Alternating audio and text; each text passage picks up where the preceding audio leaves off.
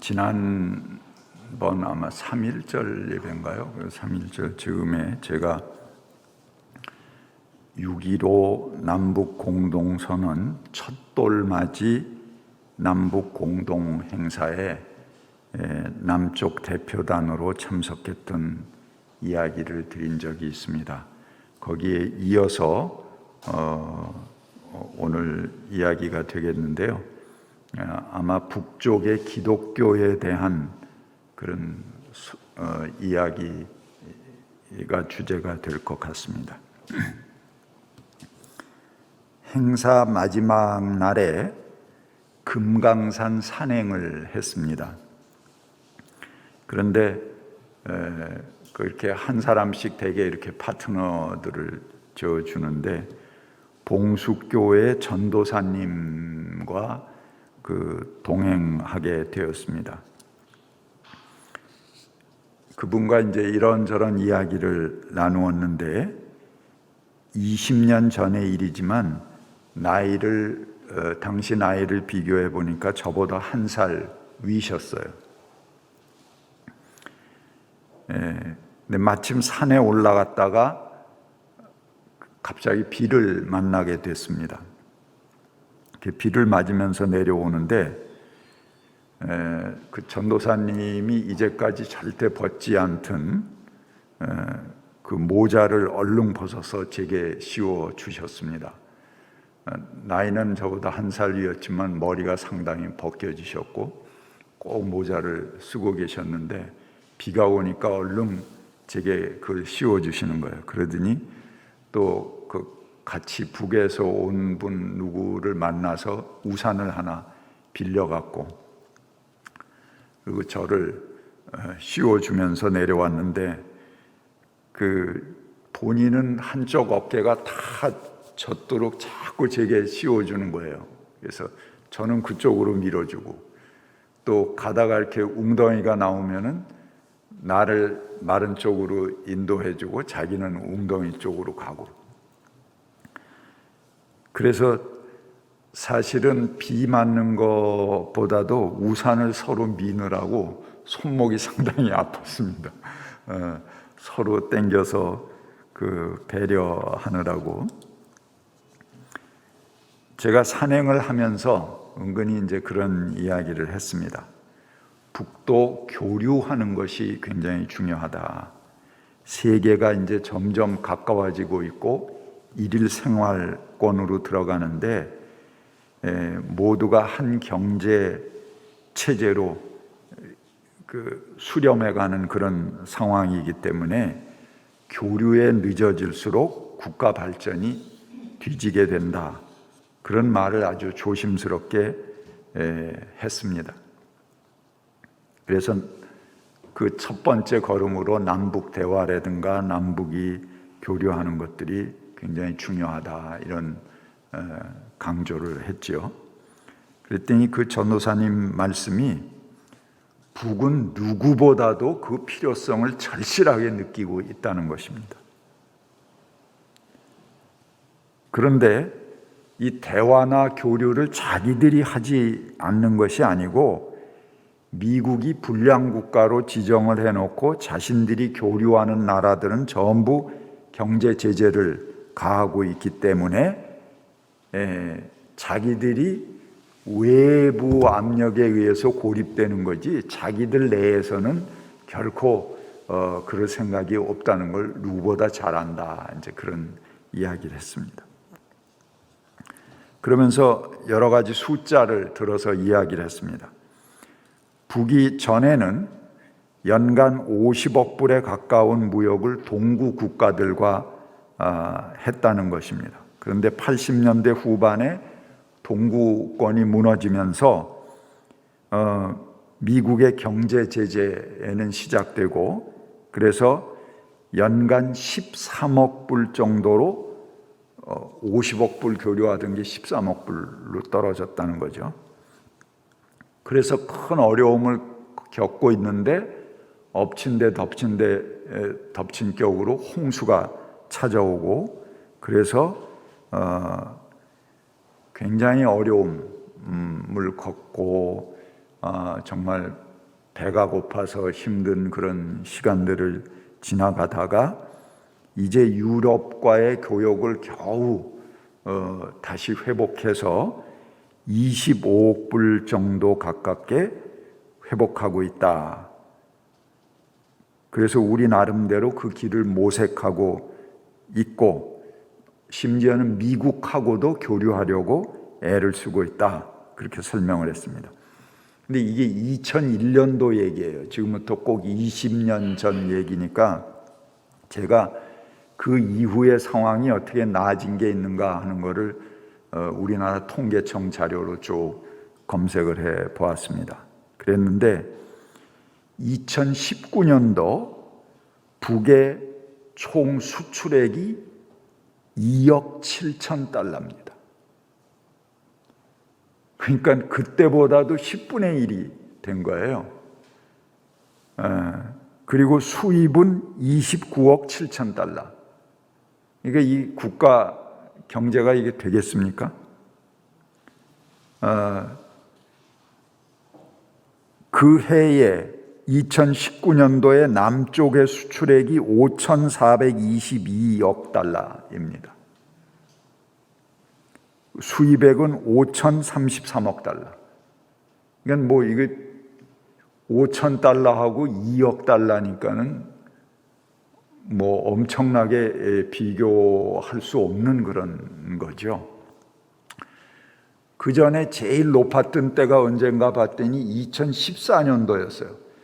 수출이, 북의 수출이 약 33억 달러 정도 됐고 수입이 44억 달러 정도 됐고 그 다음부터 계속 하향해 내려옵니다. 2019년도 통계니까 이거는 코로나 이전 통계입니다. 그 코로나 이후에는 그나마 2억 달러도 아마 안 됐을 거예요.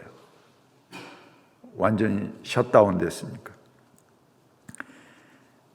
그러니까 얼마나 북의 주민들의 고통이 심한가 하는 걸 우리가 숫자로 확인할 수 있습니다. 게다가 이런 것들이 자기들이 자발적으로 되는 것도 아니고 외부의 봉쇄에 의해서 이루어지는 것이기 때문에 그 고통이나 원망이나 그 분함, 분심은 뭐 이루 말할 수 없겠죠. 근데 어떻게 보면 이런 경제적 차이는 지금 조금 우리가 노력만 한다면 쉽게 북을 끌어내서 함께 교류할 수 있는 그런 조건이 되기도 하는 것입니다. 서로 하나가 될 수 있는 그런 기회일 수도 있는 것이죠. 남북이 평창 올림픽 이후에 판문점 선언이 됐습니다. 그리고 문재인 대통령이 평양을 방문했을 때 능라도 경기장에서 15만 북의 인민들 앞에서 연설을 했습니다. 여러분 한번 입장을 바꿔서 생각해 보세요. 김정은이 남쪽에 내려왔다. 그런데 그런 정도의 인원을 모아놓은 앞에서 김정은을 세워서 연설을 시키겠어요? 엄청난 결단인 겁니다. 그것은 정말 상상할 수 없는 배려였던 거죠. 그만큼 북이 통 크게 자리를 내주면서 남북 간의 큰 진전을 기대했는데 결과는 똑같았습니다. 이명박근혜 정부는 그럴 마음이 없어서 못했고 문재인 정부는 큰형님 미국이 허락을 안 해서 못했습니다. 그러니 결과는 마찬가지죠.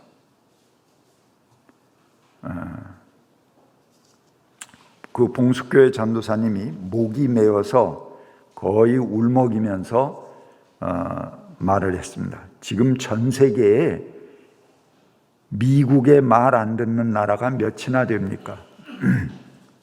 그러나 우리는 지지 않습니다. 괜히 무릎 꿇지 않습니다. 돈이야 있다가도 없고 또 없다가도 생길 수 있는 것이지만 한 번 정신을 굽히게 되면 영원히 노예가 되는 것입니다. 그래서 그동안 자기들이 여러 자연재해도 있고 홍수 때문에 또 그렇고 참 어려웠는데 우리 공화국 인민들이 우리 주체성을 지키기 위해서 목숨을 걸고 지금 지키고 있습니다. 앞으로 반드시 하나님께서 우리를 도와주시고 우리 공화국이 좋아질 거라고 생각합니다. 그렇게 얘기하셨어요. 그러면서 이렇게 우리가 어려울 때 남쪽이 도와야 됩니다. 우리 동포를 돕지 않고 도대체 누구를 돕겠습니까? 남쪽에서 퍼주기 한다고 난리를 치는데 김대중 대통령이 그 정권 기간에 북과 교류하는 데 드는 총액이 전부 2억 불입니다. 그 전도사 얘기예요. 근데 매년 한 해만 해도 그의 몇 배, 몇십 배에 해당하는 돈을 미군 주둔비로, 무기 구입비로 그 손에 찔러준단 말입니다. 그것은 찍소리도 못하고 그리고 동족에게 주는 것은 퍼주기라고 이야기하는 놈들은 도대체 어느 나라 사람들입니까? 그놈들은 양심도 없는 놈들입니다. 그 전도사님 말에 아주 부끄러운 생각이 들었습니다.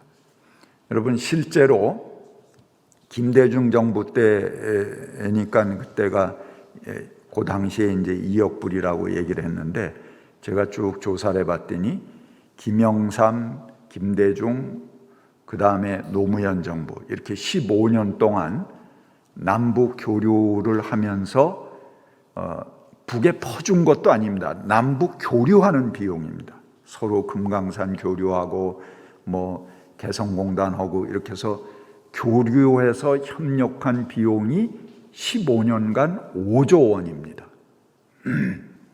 그런데 해마다 미국의 주둔비로 주고 또 무기 구입하고 미군들에게 들어가는 여러 가지 지원비 등등 합하면요, 한 해에 1년에 10조 원씩이 들어갑니다. 미군에게. 그러니까 이런 장사도 이런 장사가 없어요. 미군 몇 갖다 놓고 그 봉급은 다 한국에서 주고 그 돈이 남아서 예치시켜 놓고 그걸로 지금 돈놀이 하고 있어요, 이 사람들. 게다가 가만히 있어도 뭐 저절로 무기들을 여기서 알아서 사주니까 지금 세계에서 미국 무기를 두 번째로 그 고객 대상이 대한민국이에요. 그러니 얼마나 이게 참 손 안 대고 코 푸는 그런 좋은 그런 장사겠어요. 근데 그 이야기를 아주 구체적으로 그 전도사님이 했습니다. 그리고 그가 아주 힘주어서 이야기하면서 우리 인민들이 정말 힘들어도 우리의 자존심과 주체성을 지키기 위해서 얼마나 노력하고 있는지 아십니까? 제가 비가 오는데 비 오는 김에 그 얘기를 들으면서 막 눈물이 났어요. 우리가 우리 자존심을 지키기 위해서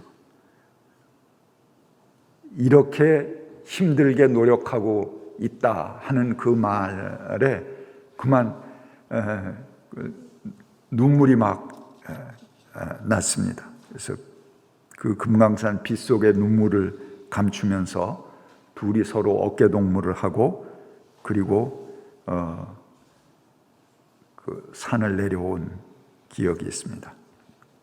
저는 대표단으로 갈 때 소속은 통일연대 소속으로 갔지만 부문별 모임에서는 이제 종단이 갔기 때문에 각 종교별로 또 모이지 않습니까? 근데 기독교 모임에 같이 갔던 목사님들이 다 그렇게 통일운동 쪽에 별로 그렇게 열심이었던 분들이 는 아닌 것 같아요. 그래서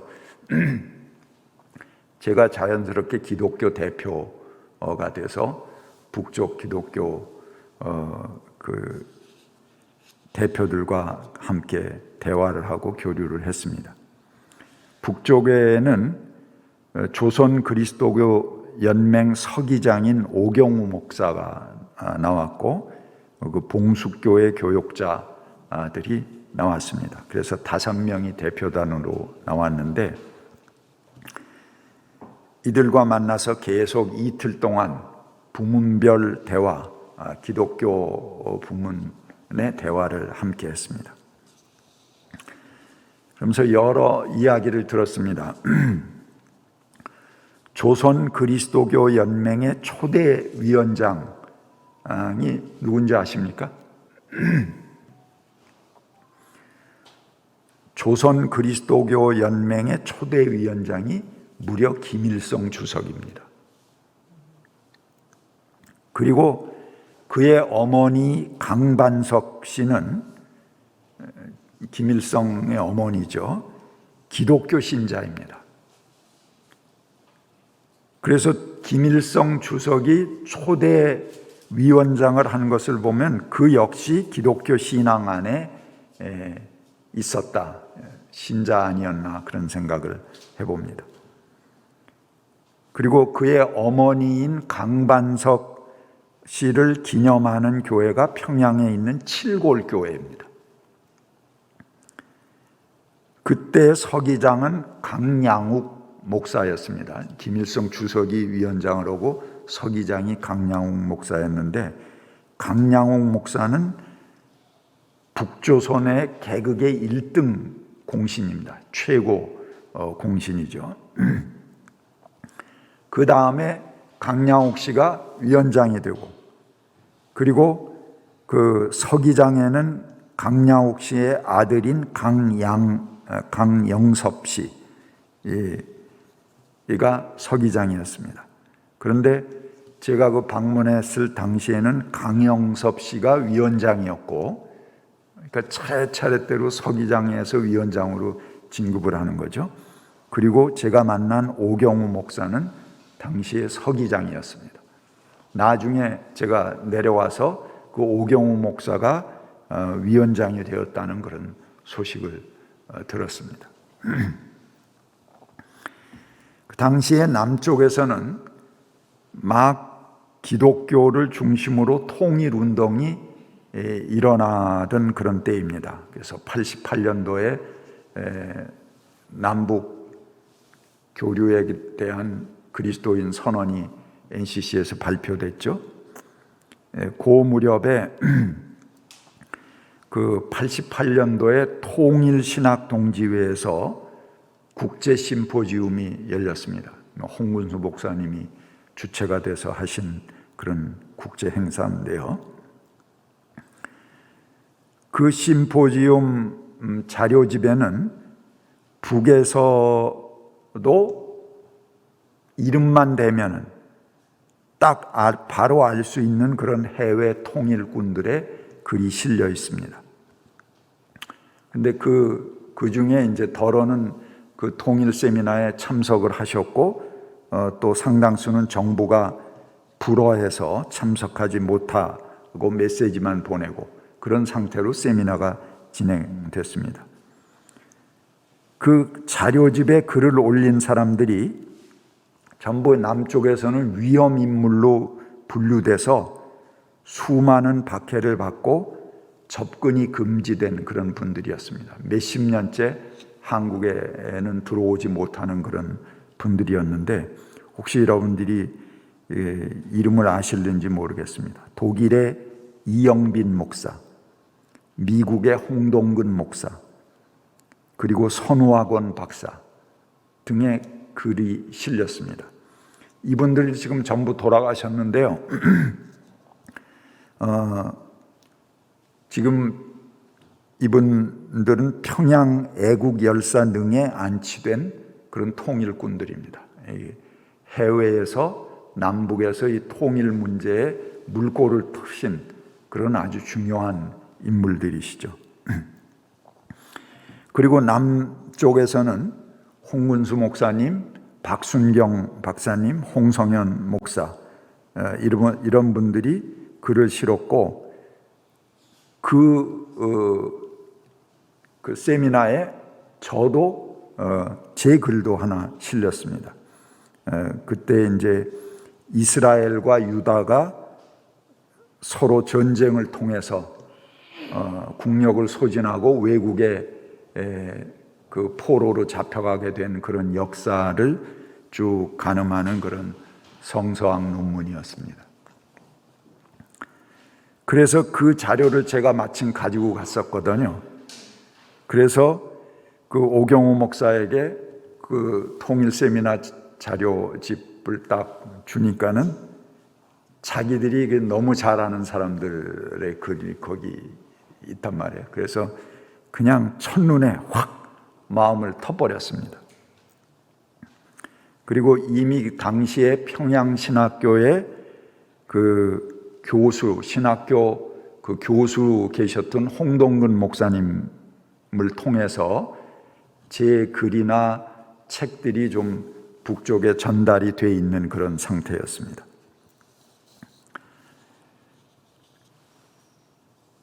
그래서 서로 마음을 확 틀고 여러 가지 이야기를 나눴습니다. 북한 교회의 실상을 그때 이제 들은 바대로 하면은 당시에 12,300명의 교인이 있다는 거예요.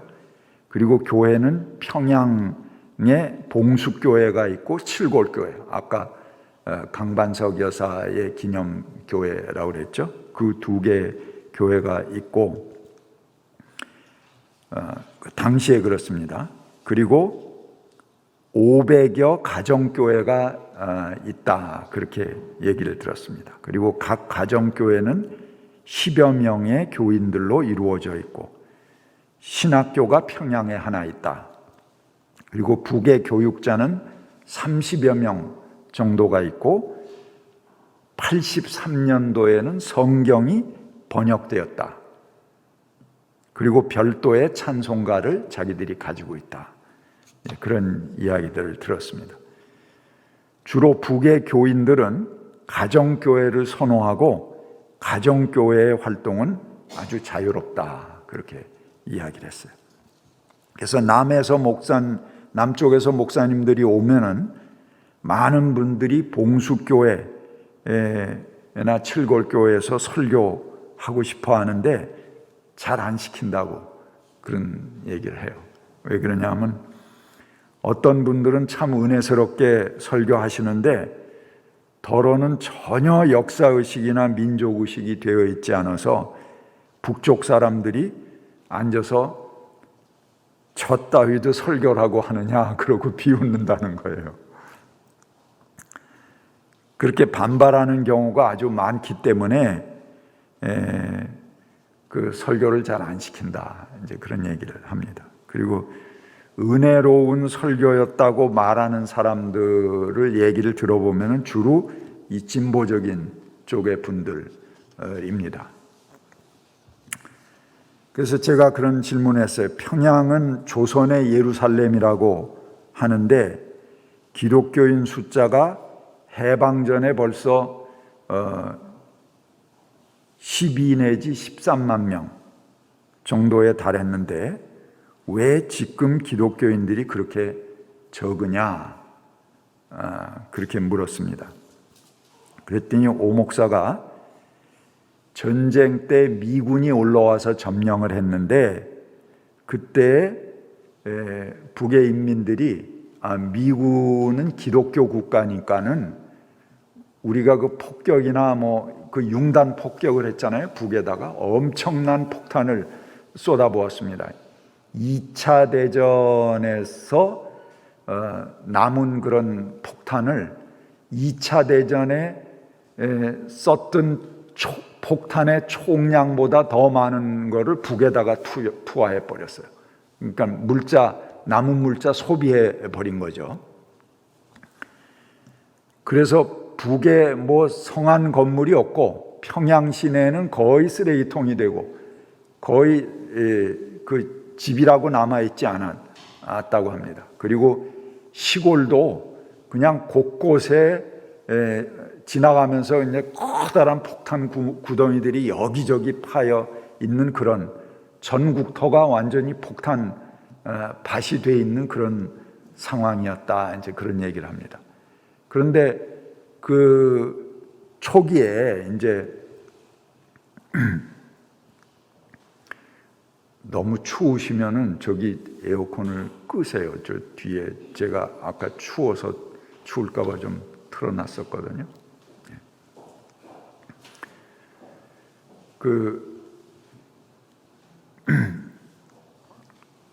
북의 인민들이 이제 우리가 살아남아야 되겠다 이렇게 생각을 하고 미국이 기독교 국가니까는 자기들이 교회로 가서 숨으면은 폭격을 안 할 거다 이렇게 생각하고 전부 처음에 교회로 숨었다는 거예요. 근데 미군들이 여지없이 교회마다 그냥 폭탄을 투하해서 사실은 교회를 없앤 거는 자기들이 아니고 미군들이 다 없앴다. 그리고 교회 안에 모여 있는 사람들을 전부 가서 밖에서 총질하고 끌어내고 학살하고, 그래서 어느 도시는 인구의 4분의 1이 학살을 당하는 그런 참혹한 일을 북에서 경험했고, 그 이후에는 남아있던 기독교인들이 전부 기독교를 떠나버리게 됐다. 그리고 기독교를 믿는다는 것이 그것 자체가 사회에 큰 지탄을 받는 그런 분위기가 되어버렸다. 그렇게 설명을 했습니다. 우리가 일제에 의해서 신사참배를 얘기하잖아요.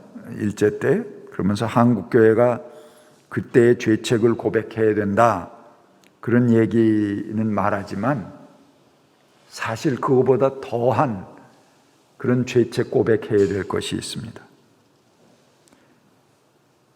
남과 북이 하나 되기 위해선 6.25에 대한 죄책 고백을 해야 됩니다. 남이나 북이나 전부. 6.25 전쟁에서 남북한 합해서 300만 명이 희생됐습니다. 무서운 범죄의 살인극이 이어졌습니다. 우리가 정은이 사건 분노하고 그러는데요, 그때는 그냥 허가낸 그런 도륙과 학살이 서로 남과 북 양쪽에 의해서, 그게 바로 우리 아들들이고 딸이고 형제 애들인데 그들에게 행해졌던 거죠. 그래서 300만 명을 도륙한 이 일에 무슨 신앙적인 정당성이 있습니까? 하나님께서 주신 계명의 모든 조항들이 다 무너졌습니다. 그리스도의 말씀 어느 것 하나도 살아남질 못했어요. 그런데 한국교회가 진정 이 6.25의 죄책에 대해서 고백했습니까? 신사참배 고백도 고백이지만 6.25에 대해서 우리가 잘못했습니다. 정말 그때 잠시 미쳐서 눈이 돌아갔습니다. 이걸 고백해야 돼요.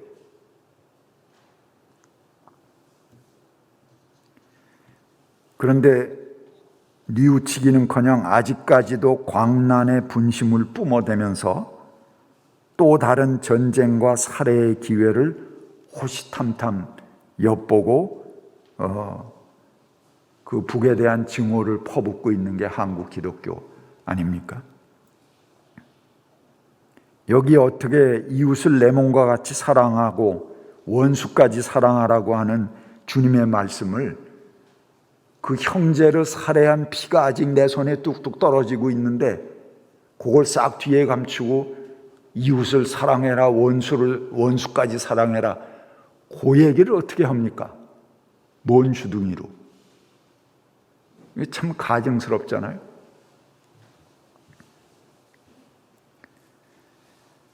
정말 가슴을 도려내는 아픔을 가지고 한국 교회는 이 일에 대해 철저히 반성해야 됩니다. 믿음의 진정성을 가지고 한국 교회는 이 일에 신앙으로 답해야 할 것입니다. 어디 1%라도 거기에 하나님의 말씀이 존재했는가 하는 거죠. 우리는 어떤 일이 생기면 흥분하고 규탄합니다. 그런데 누군가 그 분노를 이용해서 덕보는 사람들이 있다고 하면은 그 분노를 다시 한번 생각해 봐야죠. 천안함, 연평도 포격, 우리가 막 흥분합니다. 뭐 여기저기서 규탄 대회하고 난리치고 불태우고 그렇게 합니다. 근데 여지없이 그 흥분의 대가는 몇 개월 후에 국회에서 임시로 무기 구입을 몇조 원어치 추가로 하기로 했다 하는 그런 결과들이 우리 뒤에 우리 흥분의 대가로 우리에게 주어지는 것들입니다. 그러면은 좀 흥분하는 거를 좀 성찰해야죠. 한국의 언론이 지금 다 죽었고 정말 여러분들이 답답함을 느끼지만 그런 성찰을 누군가 하는 기사를 쓸 수 있어야 됩니다. 야, 분노하고 흥분하지만 그 뒤에 뭐가 있는지 보자 하는 걸 좀 봐야 돼요. 연평도 포격 천안함 뒤에 여지없이 글로벌 호크, 스텔스 전투기, 조기 공중 경보기, 각종 미사일, 우리에게 필요 없는 과잉 전력들이 한국으로 들어왔습니다. 매번 똑같은 결론들이 되풀이되고 있습니다. 한번 보세요. 북에 대해서 흥분한 다음에는 꼭 몇 개월 뒤에 그런 기사가 또 뜨나 안 뜨나 여러분들이 한번 눈여겨보시기 바랍니다. 우리의 흥분의 대가로 수조 원에 이르는 우리의 주머니가 비워진다면 누군가 우리의 분노를 조장해서 그 대가로 우리의 가게가 털려나가고 있다면 다시 한번 생각해 보아야 할 거 아닙니까? 그걸 누군가 아니라고 보도하는 사람이 있어야죠. 오늘 성경 본문은 형과 아버지를 속이고 20년 이상 집을 떠났던 야곱의 이야기입니다. 그가 집으로 돌아오는데 얼마나 두려웠겠어요. 다 속이고 떠났으니까. 그 형이 얼마나 분노하겠어요. 그래서 야곱은 항상 형을 속이고 아버지 엄마를 속이고 자기가 이렇게 떠나왔다는 그런 짐을 가지고 있습니다. 엄마는 미리 얘기했으니까 이제 속인 건 아니죠. 그러면서 혹시 형이 자기를 만났을 때 자기와 자기 가족들을 죽이지 않을까 항상 그 근심 속에 짓눌려 살았어요. 그래서 요번 그 만날 때도 1진으로 누가 가고 2진으로 누가 가고, 만약에 첫 번째 만나서 죽으면은 그 다음에 너희들은 어떻게 해라 3진, 이렇게 전부 인원을 분산시켜서 만납니다. 그리고 굉장히 두려움을 가지고 에서를 만나게 되는데, 그 염려와는 달리 에서는 야곱을 보자 달려와서 그를 끌어안습니다. 그리고 두 팔 벌려 야곱의 목을 끌어안고 입을 맞추고 둘은 함께 울었다라고 오늘 본문은 전합니다. 이들이 서로 만나 얼싸안고 흘린 눈물은 그동안 야곱의 삶에 맺혔던 큰 짐덩어리를 한꺼번에 씻어버리는 눈물이었을 것입니다. 야곱은 형님의 얼굴을 뵙는 것이 하나님의 얼굴을 뵙는 듯합니다 라고 이야기합니다. 사람의 만남은 하나님과의 소통을 가능케 합니다.